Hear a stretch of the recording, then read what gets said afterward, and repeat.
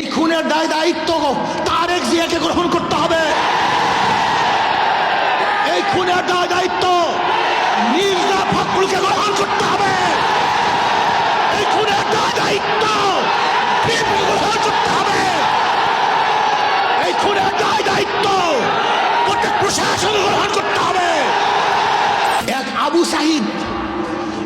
আবু সাইদের হত্যায় আওয়ামী লীগের মসনদকে ধ্বংস করে ফেলেছে।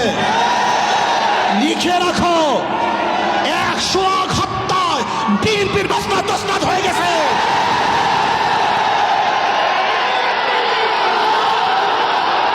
মিটফুটে খুন হয়েছিল বুধবার, কিন্তু আপনারা যে সাংবাদিক, আমরা দুঃখিত, লজ্জিত। সবার বিবেক মরে গেছে। বাংলাদেশের বিবেক বলতে কিচ্ছু নাই। বুধবার এই ঘটনা ঘটছে, কোন সাংবাদিক এই ঘটনা প্রকাশ করতে পারে নাই, অথচ সবার মাঝে এই ঘটনা ঘটেছিল। নাই একজন বাংলাদেশের সাংবাদিকের ঘটনা প্রকাশ করার মতো, নাই একজন পুলিশ কেস গ্রহণ করার মতো। আজকে এই মামলার যে বাদী, একজন মহিলা, তার সন্তান এখানে এসছে। এই যে তার সন্তান, সোহাগ মামলার এই বাদীর ছেলে,